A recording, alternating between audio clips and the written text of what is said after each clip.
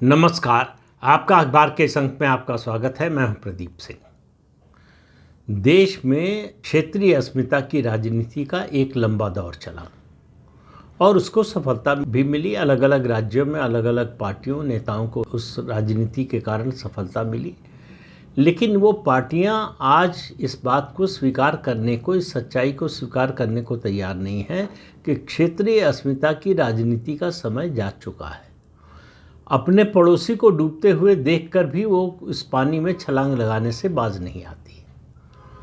क्षेत्रीय अस्मिता की राजनीति बहुत से राज्यों में शुरू हुई। अगर पिछले 4-5 दशकों की बात करें, उसका सबसे सफल प्रयोग आंध्र प्रदेश में एन.टी. रामाराव ने किया, जब उन्होंने तेलुगु अस्मिता की बात उठाई और तेलुगु देशम नाम की पार्टी बनाई। पार्टी बनाकर पहली बार चुनाव में उतरे और सत्ता में आ गए पूर्ण बहुमत के साथ। तो बहुत से दलों को लगा कि क्षेत्रीय अस्मिता की राजनीति उनको सफलता दिला सकती है। हालांकि इससे पहले ये प्रयोग तमिलनाडु में द्रविड़ पार्टियां आजमा चुकी थी और सफल भी हो चुकी थी। ये अलग बात है कि उनको अकेले बहुमत नहीं मिला, लेकिन वो गठबंधन बनाकर बहुमत पाने में और सरकार बनाने में सफल रही थी। तो सबसे पुरानी क्षेत्रीय अस्मिता की राजनीति अगर कहें तो तमिलनाडु में थी। उसके अलावा महाराष्ट्र, बाल ठाकरे की राजनीति वही थी। मराठी मानुष की राजनीति ने उनको राजनीति में सफलता दिलाई। ये अलग बात है कि उनकी पार्टी को स्पष्ट बहुमत कभी नहीं मिला, न उनके जीवित रहते हुए न उनके बाद। तो राजनीतिक सफलता लेकिन एक हद तक उनको मिली है। महाराष्ट्र की राजनीति में प्रासंगिक और प्रामाणिक बने रहे बाल ठाकरे जब तक जीवित रहे। उद्धव ठाकरे ने उसी रास्ते पर चलने की कोशिश की। उनको समझ में नहीं आया कि काठ की हांडी बार बार नहीं चढ़ती है। तो अब आप देखिए किस तरह से एक एक करके फेल हुई है क्षेत्रीय अस्मिता की राजनीति। एनटीआर के जाने के बाद उस राजनीति पर किसी ने चलने की कोशिश नहीं की आंध्र प्रदेश में। लेकिन आंध्र प्रदेश का जब बंटवारा हुआ और बंटवारे से पहले बल्कि बंटवारे की मांग होने लगी, तो के चंद्रशेखर राव ने क्षेत्रीय अस्मिता की राजनीति पर चलने की कोशिश की और सफल रहे। 2 बार मुख्यमंत्री बने। उन्होंने तेलंगाना राष्ट्र समिति बनाई और उसके जरिए सफल हुए, 2 बार मुख्यमंत्री बने। लेकिन उनको लगा कि ये अक्षय पात्र है, इसके जरिए हमेशा सत्ता में बने रह सकते हैं। तो तीसरे चुनाव में उनको पता चला कि वो अक्षय पात्र खाली हो चुका है। इसी तरह से महाराष्ट्र में ठाकरे परिवार को लगा कि मराठी मानुष, मराठी भाषा, ये मुद्दा जो है वो हमेशा चलेगा और हमेशा राजनीतिक लाभ देगा। सत्ता तक भले न पहुंचाए, लेकिन सत्ता के करीब और सत्ताधारियों को डराने का काम करता रहेगा। तो उद्धव ठाकरे उसी रास्ते पर चले और राज ठाकरे की तो राजनीति की शुरुआत ही उसी से हुई। लेकिन उनकी राजनीति कब शुरू हुई कब खत्म हो गई पता नहीं, उनको शायद पता हो। तो राज ठाकरे की कोई राजनीतिक हैसियत कभी बन नहीं पाई। मराठी मानुष और क्षेत्रीय अस्मिता की राजनीति जोर शोर से डंका बजाकर करने के बावजूद। तो सबसे सफल उदाहरण अगर कहें पिछले 40-50 साल में तो एन.टी. रामाराव, और सबसे नाकाम और सबसे असफल उदाहरण कहें तो वो राज ठाकरे। इन दो के बीच में और बहुत सारे राज्यों में घटनाएं हुई। बाल ठाकरे के जाने के बाद महाराष्ट्र में मराठी मानुष और मराठी अस्मिता की राजनीति खत्म हो गई। तमिलनाडु में हाल के चुनाव में, मतलब 2026 के चुनाव का जो नतीजा आया है, उसने बताया है कि तमिलनाडु की जनता अब इस क्षेत्रीय अस्मिता की राजनीति से ऊब चुकी है। वो नया विकल्प चाहती थी, उस विकल्प की तलाश में थी और वो विकल्प मिला उसे एक्टर विजय की पार्टी टीवीके के रूप में मिला। और पहली बार ये पार्टी चुनाव में उतरी बनने के बाद और उसको सत्ता मिल रही है, बल्कि कहे मिल गई है। ये अलग बात है, स्पष्ट बहुमत नहीं मिला। 108 सीटें मिली हैं, 118 चाहिए स्पष्ट बहुमत के लिए। तो और छोटी छोटी पार्टियों को मिलाकर उनकी सरकार बन जाएगी। उनके सरकार को कोई खतरा नहीं है, विजय मुख्यमंत्री बन जाएंगे, इसमें भी कोई शक नहीं है। लेकिन सवाल उनके सामने, चुनौती उनके सामने रहेगी कि विकल्प के रूप में उनको लोगों ने चुना है क्षेत्रीय अस्मिता की राजनीति के नायक के रूप में नहीं।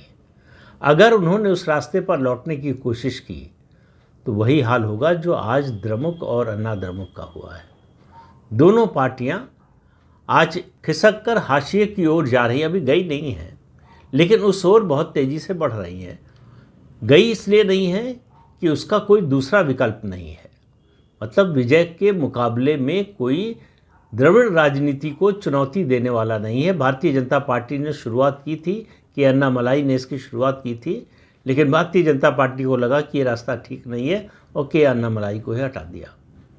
तो विजय विकल्प के रूप में उभरे और छा गए। लोगों को बदलाव की महक मिली और उन्होंने तुरंत विजय की, न पार्टी पूरी तरह से बनी, न संगठन बना, न उसके मुद्दे बने, कुछ भी नहीं था। सिर्फ एक नेता और एक मुद्दा कि द्रविड़ राजनीति से तमिलनाडु के लोगों को बाहर निकालना है, द्रविडियन राजनीति से, और ये अस्मिता की राजनीति से बाहर निकालना है।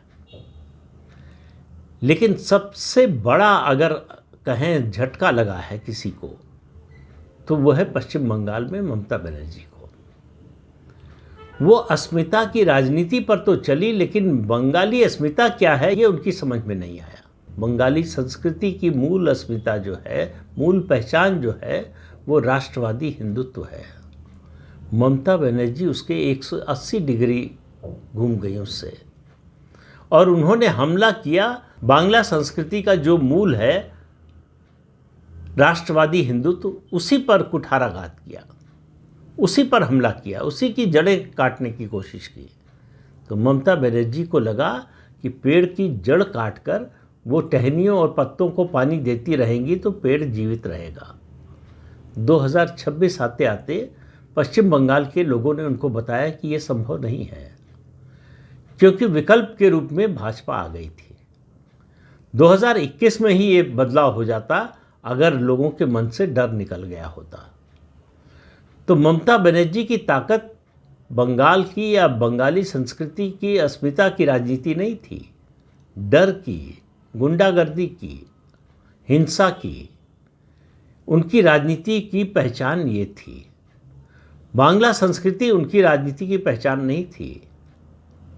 उन्होंने भाषा का सवाल उठाने की कोशिश की, बाहरी और बंगाली का सवाल उठाने की कोशिश की, भोजन की पसंद का सवाल उठाने की कोशिश की, लोगों ने माना नहीं। बांग्ला संस्कृति का मूल है, जो वृक्ष है उसकी जड़ नहीं है, ये टहनियाँ और पत्तियाँ हैं, और ये टहनियाँ और पत्तियाँ तभी तक रहेंगी जब तक जड़ रहेगी। इस बात को भारतीय जनता पार्टी ने पहचाना। सीपीएम ने इसको दबाने की कोशिश की, उससे पहले कांग्रेस ने की, लेकिन जो है, जो मूल होता है, जड़ जो है, वो धरती का सीना चीर कर बाहर निकलती है। कभी देर से भी निकलती है, पश्चिम बंगाल में थोड़ी देर हुई लेकिन वो निकली।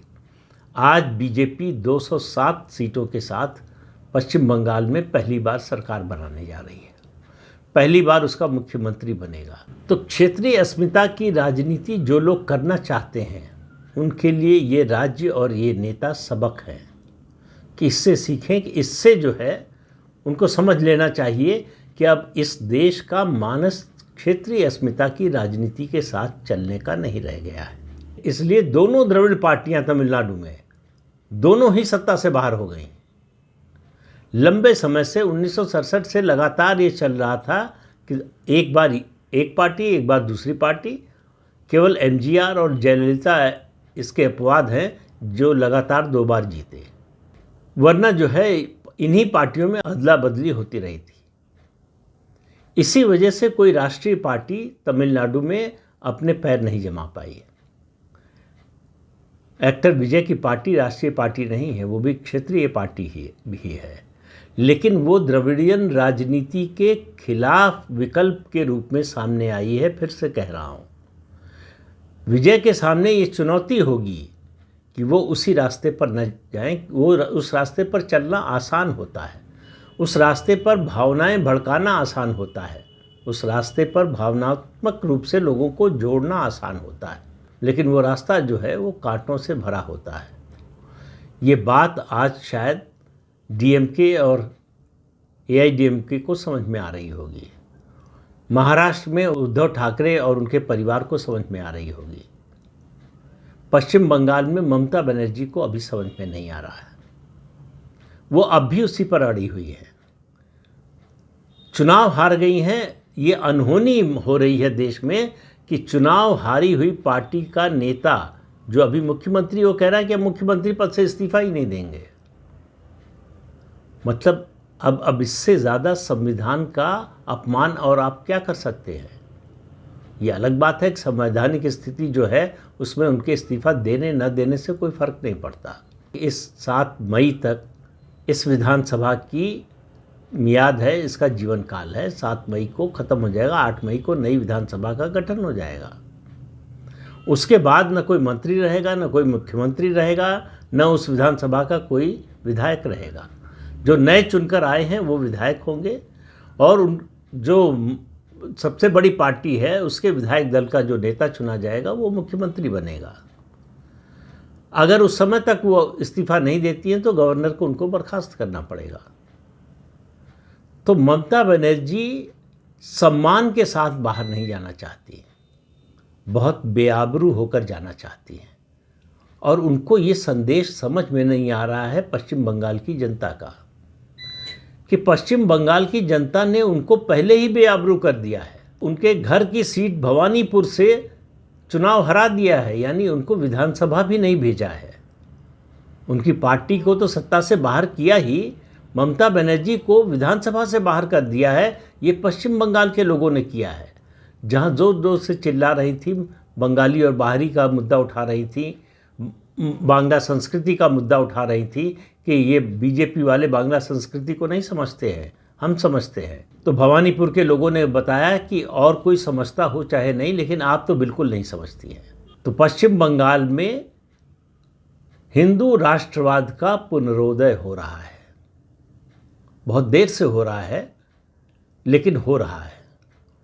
और जो मुख्यमंत्री बनने जा रहे हैं शुवेंदु अधिकारी, इसमें कोई शक नहीं है कि शुवेंदु अधिकारी अगले मुख्यमंत्री होंगे, नए मुख्यमंत्री होंगे पश्चिम बंगाल के। उन्होंने अपना रास्ता स्पष्ट कर दिया। उन्होंने कहा नंदीग्राम में मुझे मुसलमानों ने वोट नहीं दिया, इसलिए मैं नंदीग्राम के हिंदुओं के लिए काम करूंगा। ये संकेत था कि जो साथ देगा उसका विकास होगा। शुवेंदु अधिकारी की जो वैचारिक दृष्टि है वो बिल्कुल स्पष्ट है। ये अलग बात है कि वो टीएमसी से आए हैं, लेकिन टीएमसी जैसे छोड़ी उन्होंने, वैसे ही उसकी सोच, उसकी विचारधारा, अगर कोई विचारधारा टीएमसी की है तो छोड़ दी और भारतीय जनता पार्टी की विचारधारा को, हिंदुत्व की विचारधारा को आत्मसात कर लिया है। तो पश्चिम बंगाल में शुवेंदु अधिकारी एक बहुत ही प्रबल और बहुत मजबूत प्रशासक के रूप में उभरेंगे, इसके संकेत अभी से मिलने लगे हैं। ममता बनर्जी के लिए ये और बड़े संकट का कारण बनने वाला है। वो जो कह रही कि आसानी से नहीं छोड़ेंगे, लड़ेंगे, एक बात उनको समझनी चाहिए कि सीपीएम 34 साल सत्ता में रही, बाहर गई तो लौट कर नहीं आ पाई। सीपीएम का जो कैडर था, उनका कार्यकर्ता था, वो वैचारिक आधार पर पार्टी से जुड़ा हुआ था। ममता बनर्जी की पार्टी तृणमूल कांग्रेस का जो कार्यकर्ता है, उसका और ममता बनर्जी का, मतलब लीडर का और वर्कर का जो संबंध था वो ट्रांजैक्शनल था। दोनों एक दूसरे के लिए काम करते थे। ममता बनर्जी का कहना था अपने कैडर से कि तुम मुझे वोट दिलाओ, हमारे विरोधियों को वोट देने से रोको, उनके मन में डर पैदा करो, उनके खिलाफ हिंसा करो, हम तुम्हें संरक्षण देंगे, हम तुम्हें लूटने की छूट देंगे। अब ममता बनर्जी न उनको संरक्षण देने की हालत में है, न लूटने की छूट देने की हालत में है, न उनका ये जो गुंडा तंत्र है उनको वोट दिलाने की हालत में है। और वोट देना भी वो चाहे तो उसके लिए मुश्किल होगी।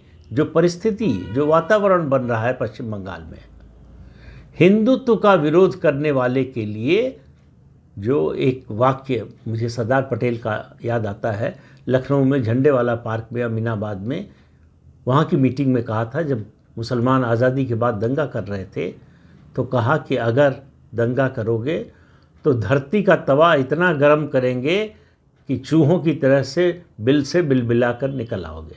तो वही हालत पश्चिम बंगाल में ममता बनर्जी के गुंडा तंत्र का होने वाला है। जो हिंसा का तंत्र उन्होंने खड़ा किया, उसके खात्मे की शुरुआत शुभेंदु अधिकारी के शपथ ग्रहण के साथ ही शुरू हो जाएगी, बल्कि जनता ने तो उससे पहले ही शुरुआत कर दी है। तो इस अंक में इतना ही। अगले अंक में फिर मिलेंगे किसी नए मुद्दे के साथ। तब तक के लिए अनुमति दीजिए। नमस्कार।